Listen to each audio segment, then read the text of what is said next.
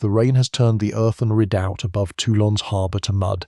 and the young artillery captain climbs it anyway, boots sinking to the ankle, to count out the range to the English ships at anchor below by pacing off the distance himself, because he trusts his own legs more than any map. He is 24 years old, half forgotten by the army that commissioned him, and about to become impossible to ignore. Behind him, revolutionary France is devouring its own generals faster than it can find new ones. Aristocratic officers have fled abroad or gone to the guillotine, and the terror in Paris has left artillery command open to whoever can actually hit a target. In front of him is a fortified port town held by British ships and royalist rebels, the last foothold of the old order on France's Mediterranean coast. Two forces are about to meet, a revolution starving for competence, and a gunner who has spent 10 years studying the mathematics of where a shell will land. What happens when those two things collide is the story of the next farm boy from a minor island would build entirely out of his own nerve. And eventually lose the same way. The rain has soaked through everyone's coats for 3 days straight when the young captain finally gets the commanding general to listen to him. His name is Napoleon Bonaparte, and he has spent the siege of Toulon watching senior officers hurl columns of infantry at a fortified port town and lose them for nothing. His plan is smaller and colder than theirs.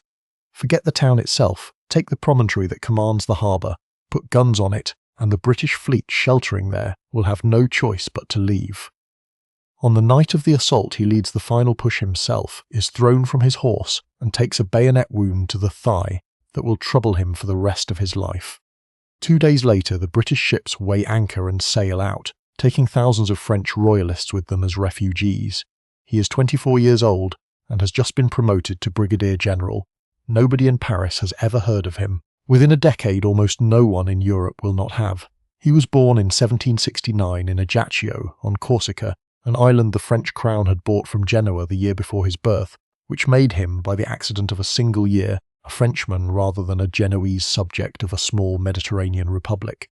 His family were minor nobility, respectable but not rich, and the French state paid for his education at military schools on the mainland, as it did for many such families, training him first at Brienne, and then at the elite academy in Paris, where he specialised in artillery, the most mathematical branch of the army, and at the time, the least fashionable one. Infantry and cavalry officers came from grander families and looked down on the gunners who did the actual arithmetic of war, calculating angles, charges and ranges instead of leading a glorious charge on horseback. Bonaparte read obsessively, filled notebooks with calculations and with notes on ancient generals, and graduated an officer with no money, no powerful patrons, and an accent that marked him immediately as provincial and foreign in the salons of Paris. Then the French Revolution began in 1789, and within 4 years it had executed the king, gone to war with most of the monarchies of Europe, and turned on itself, sending wave after wave of its own generals to the guillotine on suspicion of insufficient loyalty. It was, from the narrow point of view of a talented and ambitious young artillery officer with no family connections, close to the best possible moment in a century to be alive. Every aristocratic officer, who had once outranked him by birth alone, was now dead, exiled, or too frightened to command troops with any confidence. Positions that would have taken a normal career 20 years to reach were sitting open because the men who held them had been arrested last month. Toulon was the proof of concept, a plan built entirely on technical competence, executed by a man nobody had ever bothered to promote before, had just driven a British fleet out of a French harbour. The government in Paris, run at that point by a 5-man executive body called the Directory, took note, mostly because they needed someone who could actually win a battle rather than merely survive one, and because the streets of the capital itself were about to need exactly that kind of man again, sooner than anyone expected. The revolution that had made room for him at Toulon by devouring its own officer class was still hungry, and its next meal would not be fought against a foreign fleet at all, but against a mob of its own citizens marching on the government itself. The crowd filling the streets around the Tuileries Palace in October 1795 numbers in the thousands, royalist sympathisers and disillusioned Parisians converging on the seat of government with muskets, clubs, and the settled belief that the Directory can be pushed over the same way the monarchy was 5 years earlier. Inside, the government has almost no loyal troops and considerably less time. Someone remembers the artillery officer who took Toulon and sends for him. Bonaparte's answer is the same kind of cold arithmetic he applied to the harbour 2 years before.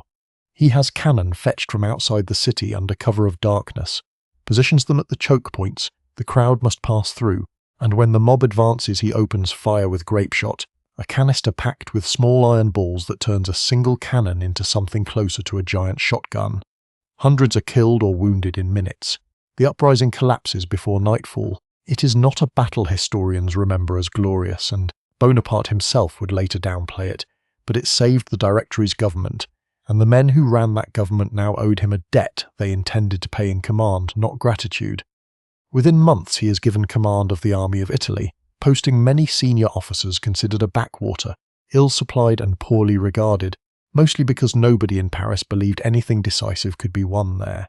He arrived to find an army in rags, unpaid for months, living off whatever the countryside would yield. What he did next surprised everyone who had written the Italian front off as a sideshow.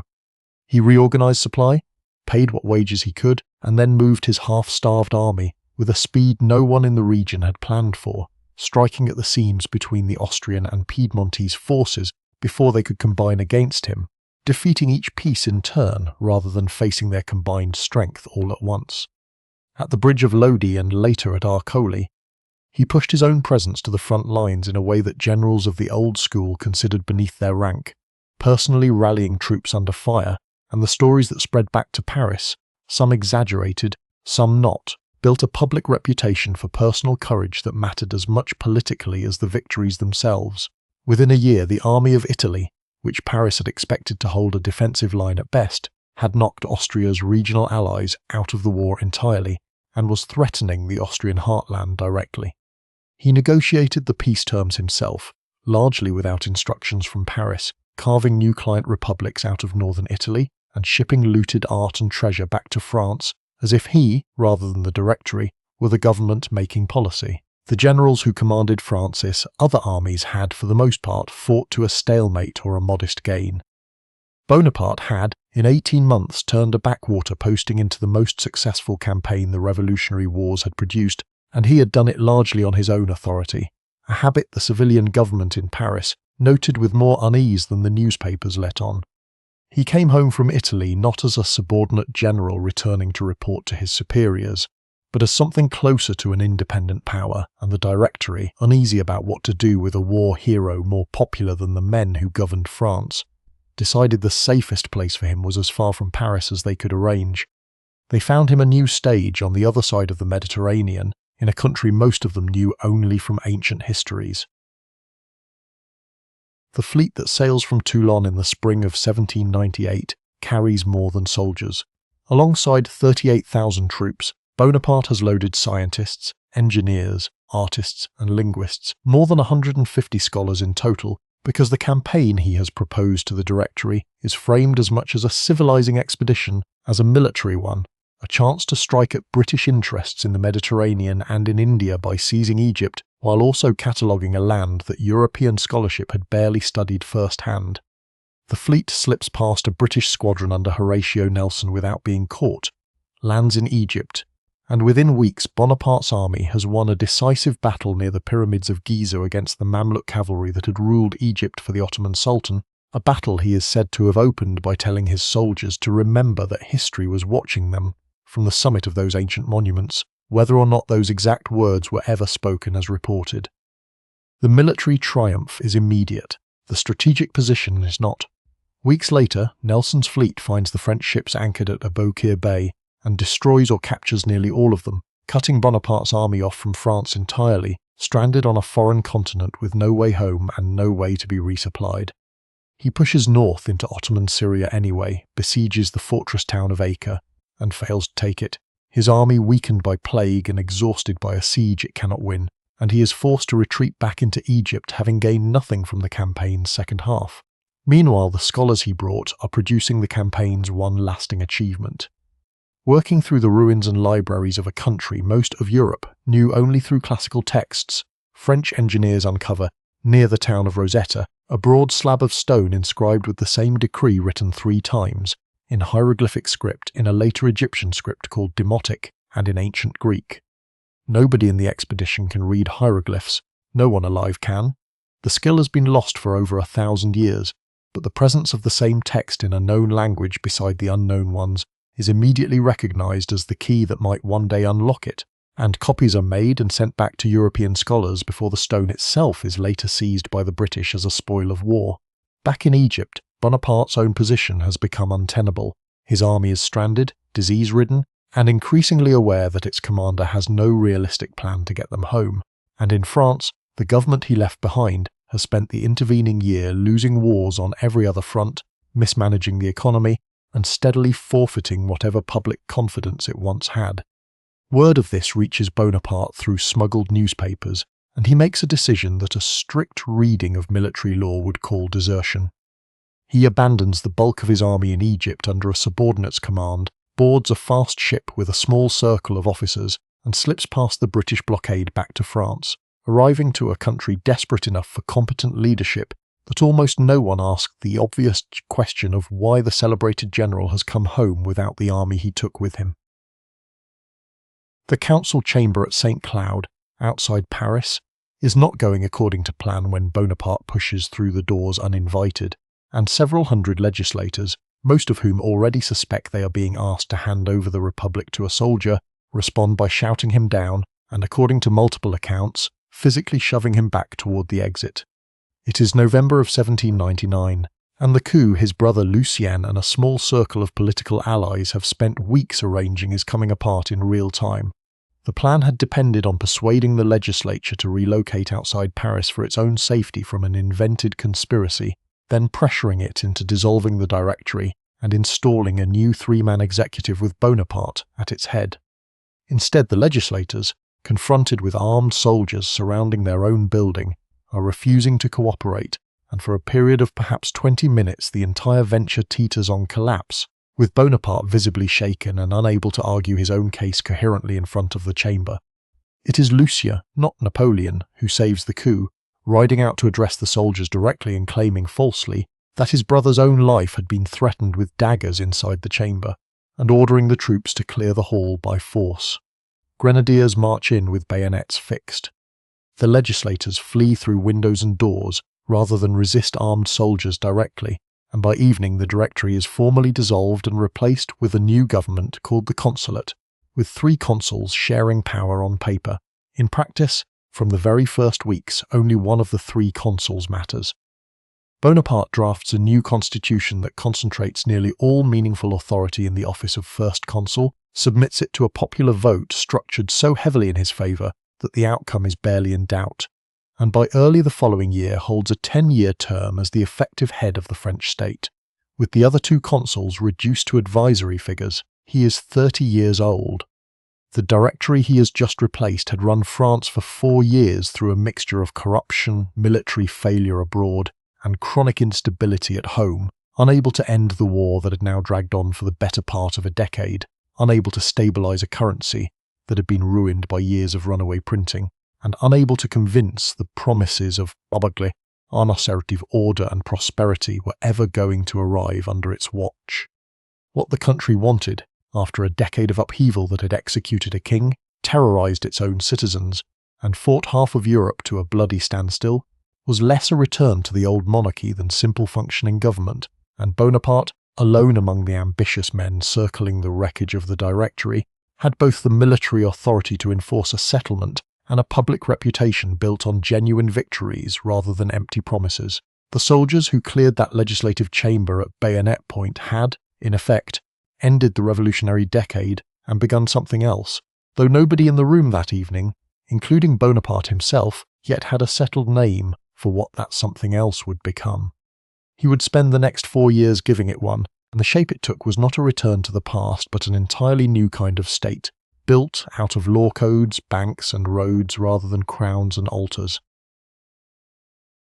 The commission of legal scholars Bonaparte assembles in 1800 works from a room in Paris cluttered with centuries of contradictory local custom, because pre-revolutionary France had never possessed a single legal system at all, only a patchwork of nearly 300 regional law codes, some rooted in old Roman law in the south, others in feudal Germanic custom in the north, so that a contract valid in one province could be worthless 2 provinces over. Bonaparte personally attends dozens of the Commission's working sessions, arguing points of civil law with the same intensity he had once applied to the range of a cannon, and by 1804 the result is promulgated as a single unified code covering property, contracts, inheritance and family law for the entire country.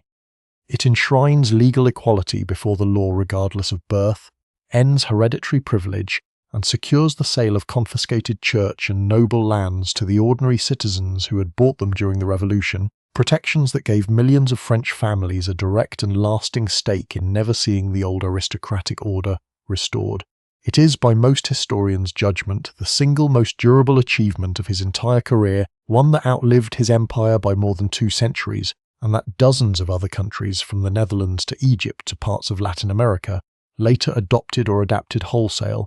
because a coherent, rational, written code of civil law was something almost no government in Europe had ever offered its citizens before. It was not, by the standards even of its own era, a code of full equality. It curtailed the legal rights of women within marriage more severely than several of the revolutionary laws it replaced, and it left slavery, which the revolutionary government had abolished in 1794, reinstated in France's Caribbean colonies under Bonaparte's own order in 1802,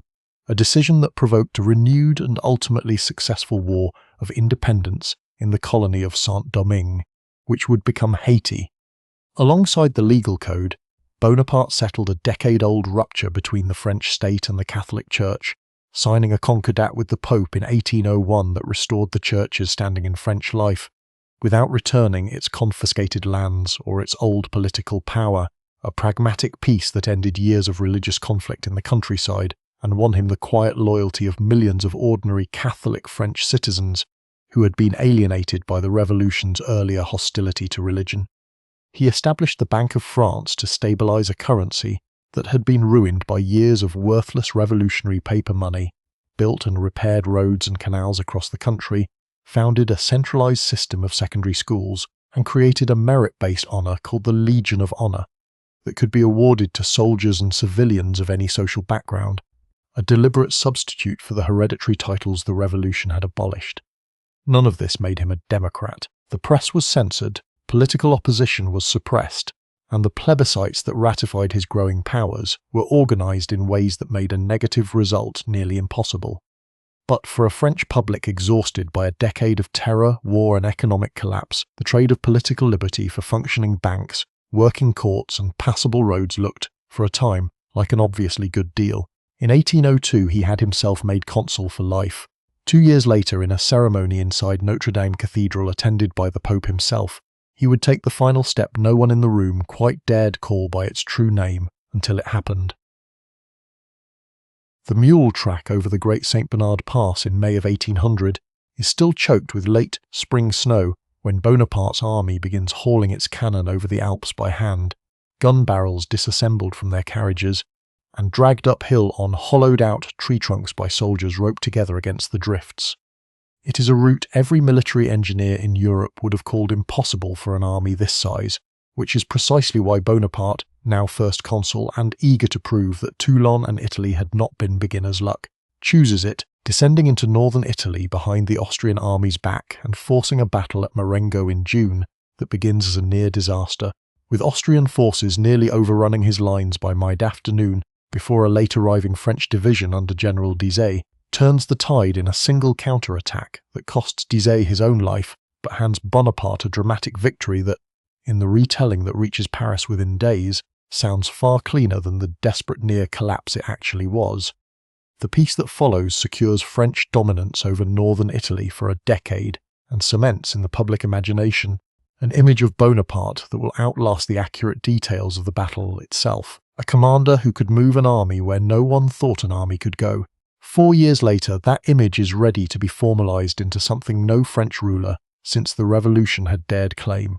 On the 2nd of December 1804, inside Notre Dame Cathedral in Paris, in a ceremony designed with the deliberate grandeur of ancient Rome, Bonaparte is crowned Emperor of the French. Pope Pius VII has travelled from Rome to bless the coronation, but at the ceremony's central moment, rather than allow the Pope to physically place the crown on his head, as tradition would dictate, Bonaparte takes the crown from the altar himself and sets it on his own head, then crowns his wife Josephine Empress with his own hands as well. The gesture is not lost on anyone watching.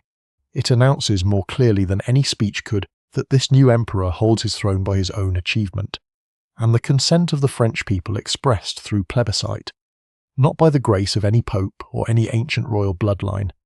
He is a man who 15 years earlier had been an obscure artillery lieutenant with no fortune and a foreign-sounding name, and he has just become, by his own hand, the ruler of the most powerful state in continental Europe.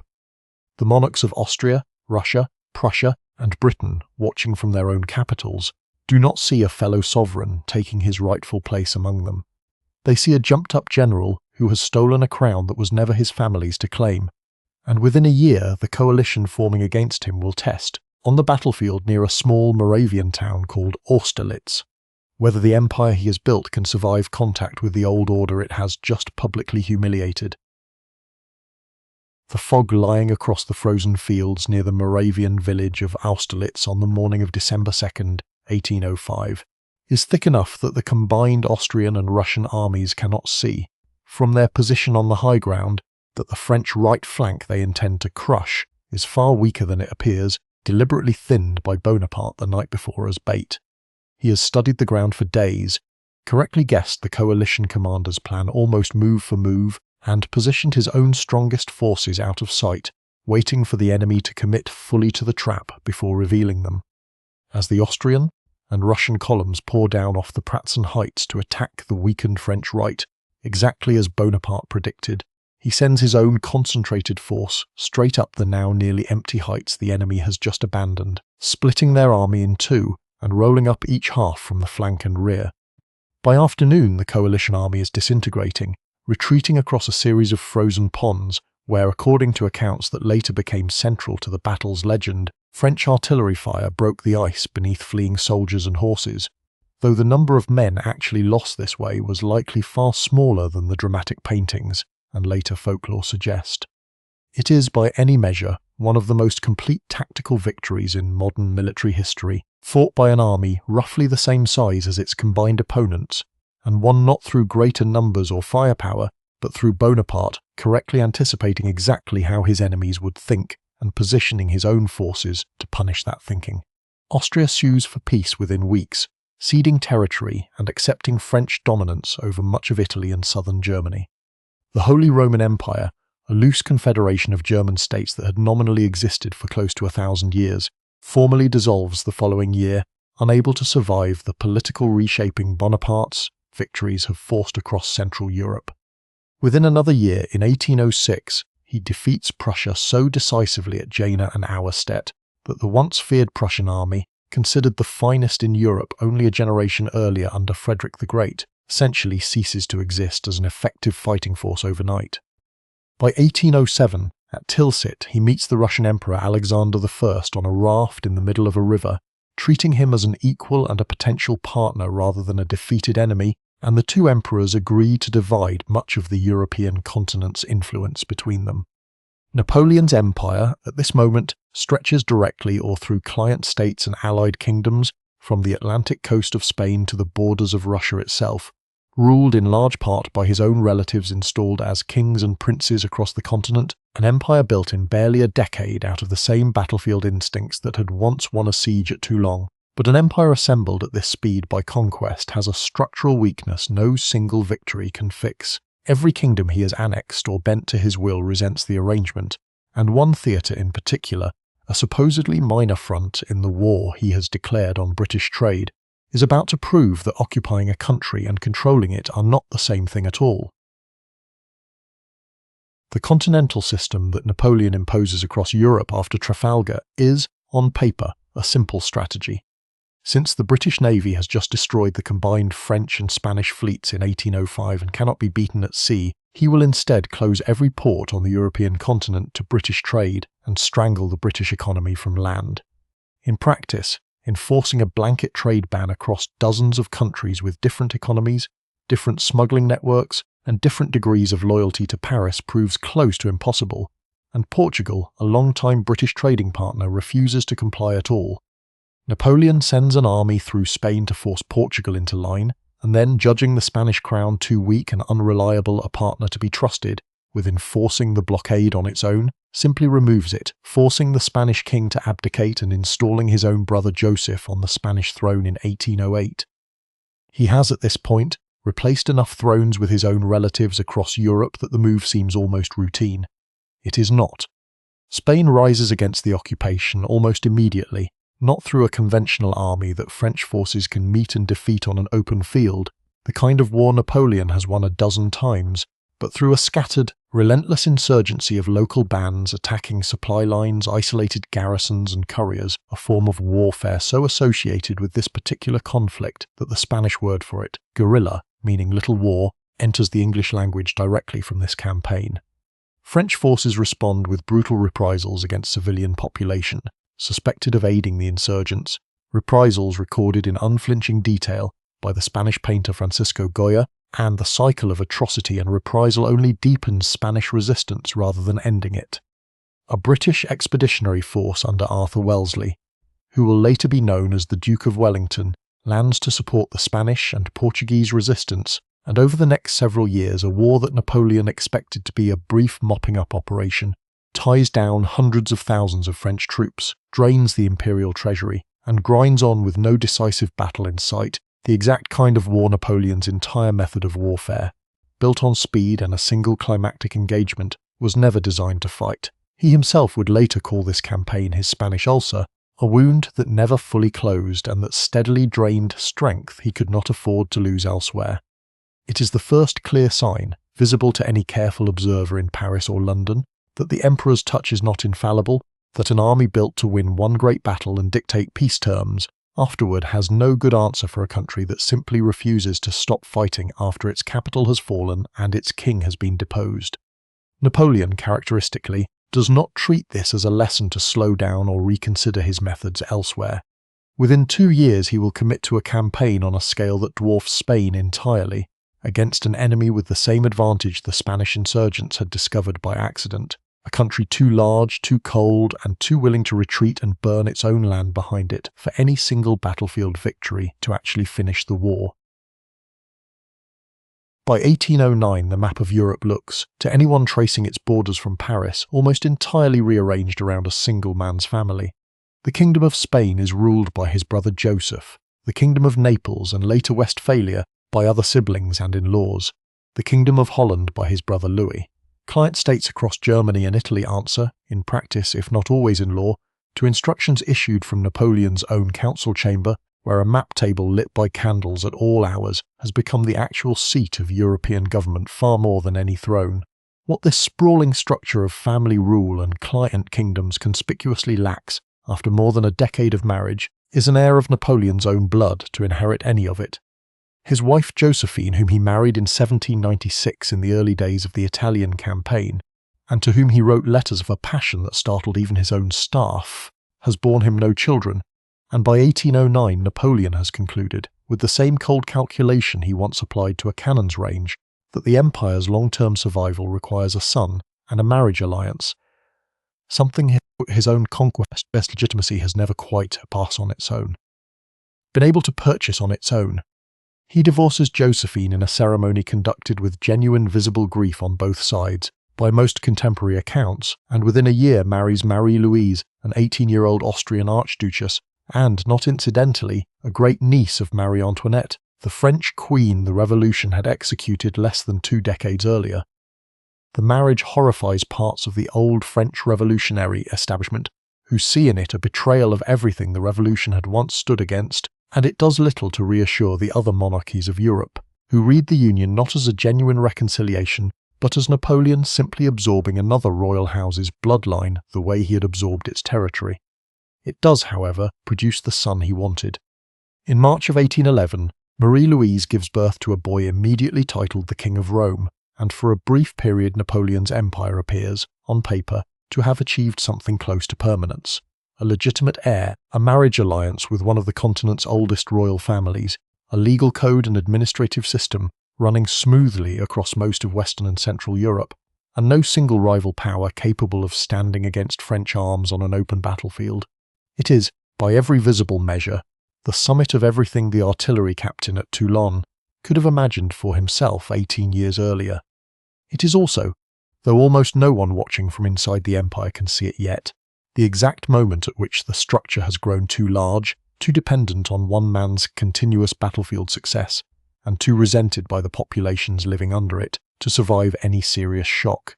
The shock, when it comes, will come from the east, from an ally turned rival who has quietly grown tired of enforcing a trade blockade that is strangling his own country's economy for the benefit of France. The army that crosses the Niemen River into Russian territory in June of 1812 is the largest single force Europe has ever assembled for one campaign, over 400,000 men in its main body and, counting reserves and supporting formations, closer to 600,000 overall, drawn not only from client kingdom and allied state Napoleon's empire has absorbed. So that the army speaks a dozen languages and marches under flags representing half the continent. Tsar Alexander of Russia has stopped enforcing the continental system's ban on trade with Britain, a slow economic bleeding Russia's own landed nobility could no longer tolerate, and Napoleon has decided, in the same spirit that once sent him over the Alps, that a single decisive campaign will force Russia back into line the way Austria and Prussia were forced into line before it.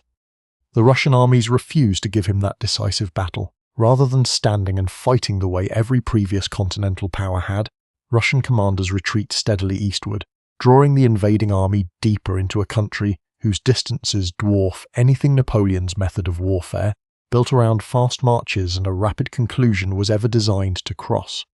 Russian forces and, in places, retreating civilians burn crops, mills, and stores of grain behind them, rather than leave supplies for the invaders,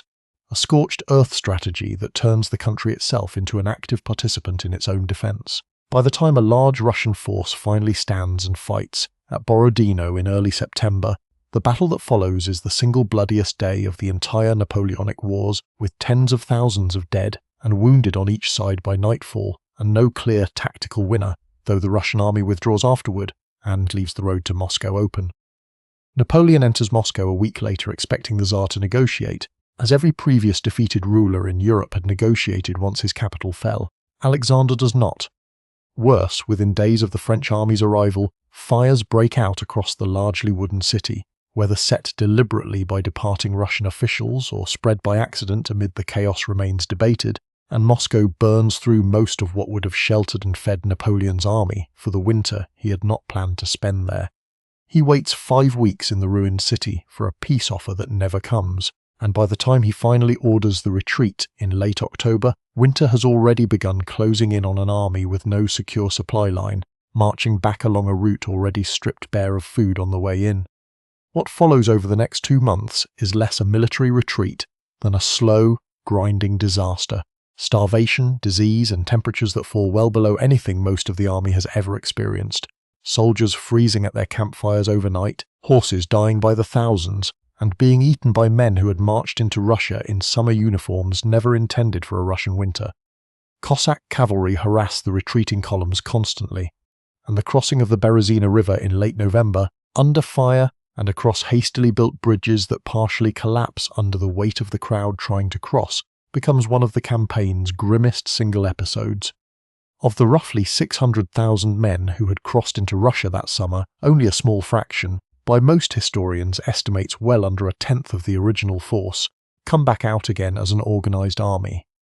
The snow that had once been the surface Napoleon crossed at the head of a triumphant army over the Alps has become, in Russia, the thing that finally broke one. News of the Russian disaster travels across Europe faster than Napoleon himself can travel back to Paris, and every power he has ever defeated, forced into alliance, or humiliated over the past decade begins, within months, quietly rebuilding the armies he had spent years dismantling. Prussia, whose military had been crushed and reorganized under French oversight since 1806, rises in open revolt against the occupation almost as soon as word of the retreat from Moscow spreads through its ranks. Austria, which had been forced into a marriage alliance with Napoleon's own family only 3 years earlier, joins the coalition against him within the year, calculating correctly that an empire this weakened will not survive a combined assault from every direction at once. Napoleon, remarkably, manages to raise a new army almost from nothing over the winter of 1812 and 1813, conscripting boys barely old enough to carry a musket and pulling garrison troops from every corner of his remaining territory, and wins several sharp tactical victories against the reassembling coalition through the spring and summer, proof that his own battlefield instincts remain as sharp as ever even as the resources behind them have thinned dangerously. It is not enough. In October of 1813, outside the German city of Leipzig, the largest battle Europe has ever seen assembles around him. Over 500,000 soldiers from France, Austria, Russia, Prussia and Sweden converging on a single battlefield over 4 days, of fighting so vast it would not be matched in scale anywhere in Europe until the First World War, a century later. Napoleon's army, roughly 200,000 strong against a combined coalition force considerably larger, fights with real skill and inflicts heavy losses, but is steadily surrounded and eventually forced into a chaotic retreat across a single bridge over the Ulster River that is blown up prematurely, by most accounts through a panicked mistake rather than deliberate order, trapping and drowning thousands of French soldiers who had not yet crossed. The defeat at Leipzig, known afterward as the Battle of Nations, for the sheer breadth of countries fighting on the coalition side, effectively ends French control over Germany. Napoleon retreats to France itself, and over the following winter fights a genuinely brilliant series of defensive campaigns against invading coalition armies, advancing from multiple directions at once, winning several battles even as the overall strategic position becomes obviously hopeless. His own marshals, exhausted after 20 years of continuous war and increasingly convinced the cause is lost, begin refusing to continue fighting. In March of 1814, coalition armies enter Paris itself, and within weeks Napoleon's own generals present him with a demand he can no longer refuse. He abdicates in April 1814, and the victorious powers, remarkably lenient given the 2 decades of war he had inflicted on the continent, do not execute or imprison him in any harsh sense, but instead grant him sovereignty over the small Mediterranean island of Elba, along with a modest pension and a personal guard of several hundred men, a punishment that treats the fallen emperor almost as a retiring head of state rather than a defeated aggressor, a leniency the coalition powers would come to regret within less than a year. The restored French monarchy that the coalition powers install on the throne after Napoleon's abdication under the Bourbon king Louis XVIII manages within less than a year to alienate large parts of the population that had initially welcomed peace with something close to relief. Returning aristocrats pushed to reclaim lands and privileges the revolution had abolished a generation earlier, veterans of the Napoleonic army are dismissed from service and left with reduced pensions, and the general sense across the country, particularly within the army itself, is that the old order has returned wearing only a thin new coat of legitimacy. Napoleon, watching this unfold from his small court in exile on Elba, an island barely large enough to occupy a man of his ambitions for more than a few restless months, decides the moment has come to gamble everything on one final act of nerve. In February of 1815, he slips past the British naval patrol assigned to watch Elba, lands on the southern coast of France with barely 1,000 loyal soldiers, and marches north toward Paris, betting his entire venture on the loyalty of an army that the restored monarchy has spent the past year quietly humiliating. Regiment after regiment sent to intercept and arrest him, instead switches sides and joins his march the moment he appears in front of them, in scenes that read, even in the sober military reports of the time, as something closer to a spontaneous popular reunion than a military campaign. He reaches Paris without firing a single shot in anger. Louis XVIII flees the country, and Napoleon resumes the imperial throne in what will become known, for the length of time it lasts, as the 100 Days. The coalition powers, meeting at that moment in Vienna to redraw the map of Europe after his first defeat, respond with something close to disbelief followed immediately by unanimous resolve, declaring him an outlaw and mobilizing armies from Britain, Prussia, Austria, and Russia within weeks, rather than the months such coordination would normally require. Napoleon, aware he must strike before the full weight of that coalition can assemble against him, marches north into Belgium in June to attack the nearest coalition forces, a British-led army under the Duke of Wellington and a Prussian army under Field Marshal Blücher, separately, before the two can combine into a single overwhelming force. It is the same strategy that had won him Italy 20 years earlier. Strike the weaker piece first, before the enemy's full strength can be brought to bear. Near a small crossroads village south of Brussels, on the 18th of June 1815, that strategy would be tested one final time against an opponent and a piece of ground that would prove less forgiving than any battlefield he had fought on before. The ground around the farmhouse of La Haye-Sainte and the ridge where Wellington has positioned his army is soaked through from a night of heavy rain, and Napoleon delays his opening attack by several hours on the morning of June 18th to let the mud dry enough for his artillery and cavalry to manoeuvre, a delay that, in hindsight, most historians treat as one of the most consequential decisions of the entire battle, because those lost hours give the Prussian army under Blücher, mauled but not destroyed in a battle 2 days earlier, exactly the time it needs to complete its march to the battlefield in support of Wellington.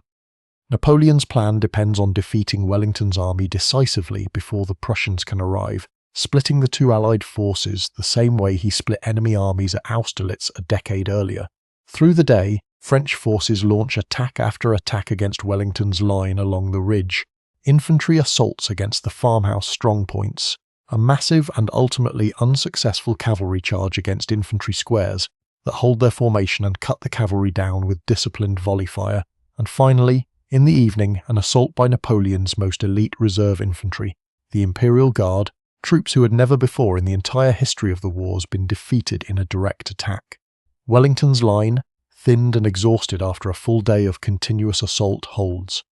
The Imperial Guard is repulsed for the first time in its existence, and the psychological shock of that failure ripples through the rest of the French army within minutes.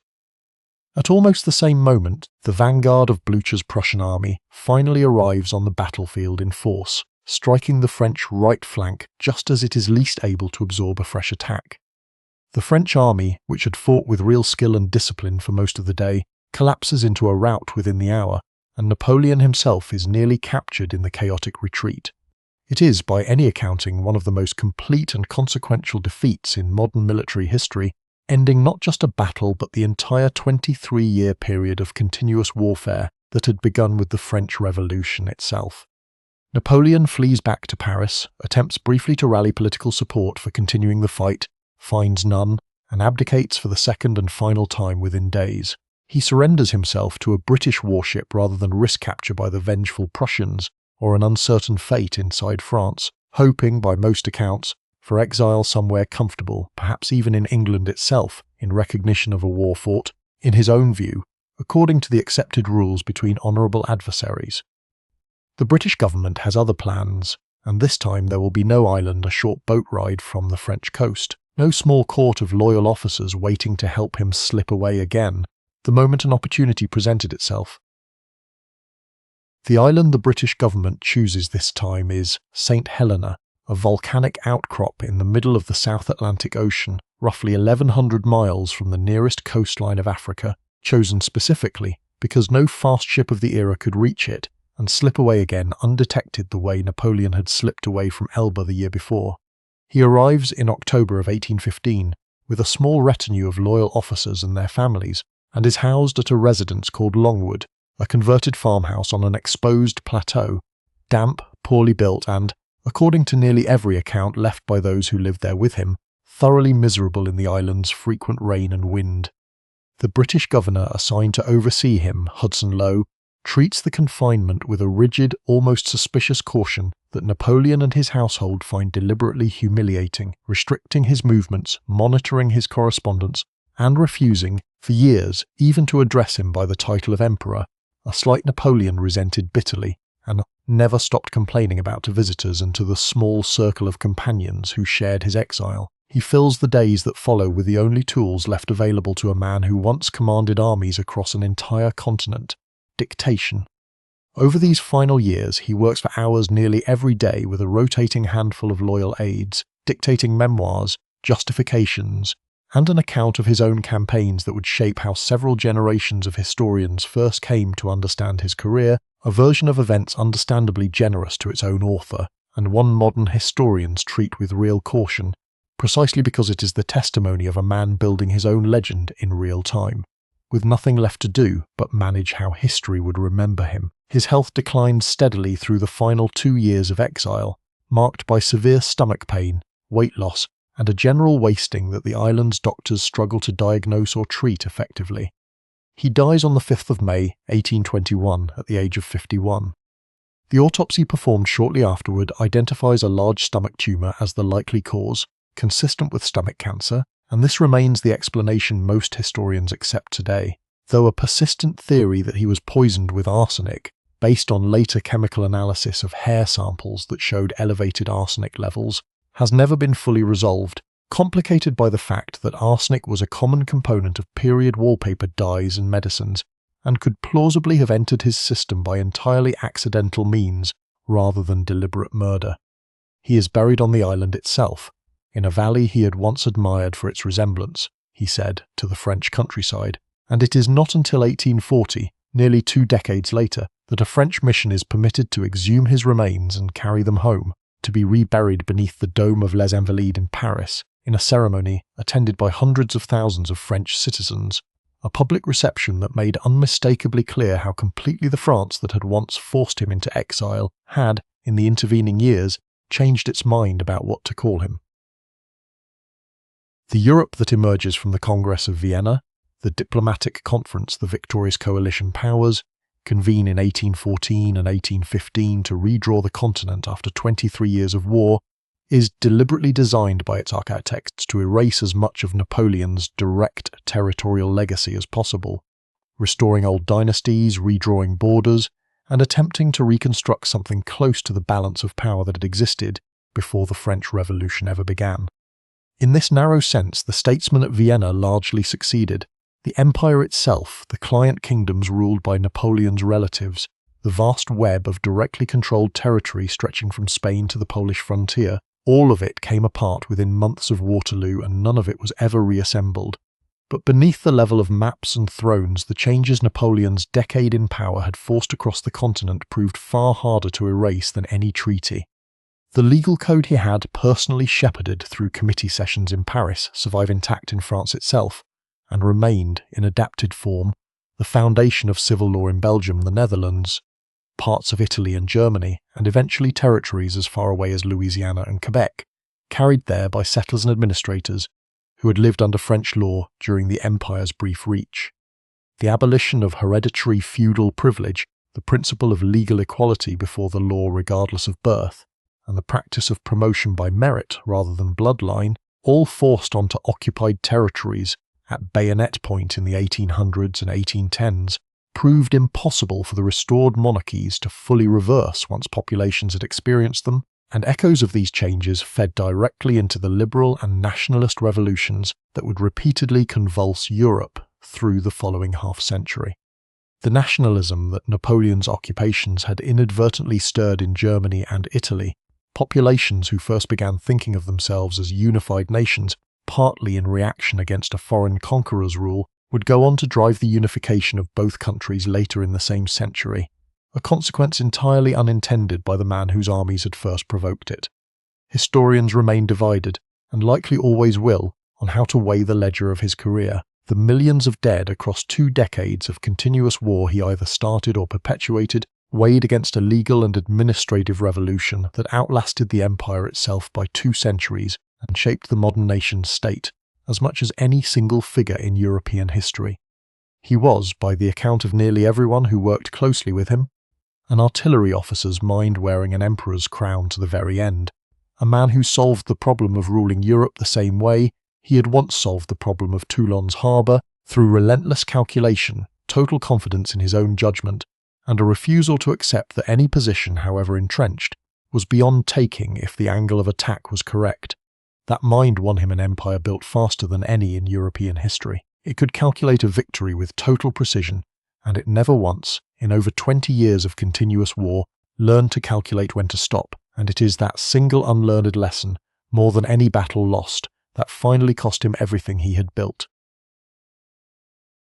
The house on St. Helena has one window that faces the sea, and by the last winter he can no longer walk to it without help.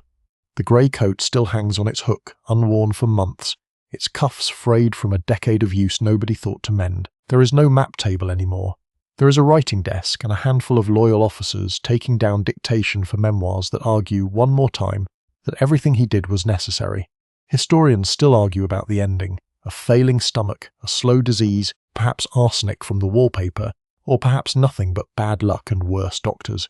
What is certain is smaller and stranger than the question of poison. The man who once crossed the Alps in 4 days to surprise an army, who could move 100,000 soldiers faster than any government in Europe could react, spent his last 6 years watching the tide come in and out of a cove 11 miles wide, unable to make it carry him anywhere. Snow had once been the sign that he could go where no one expected.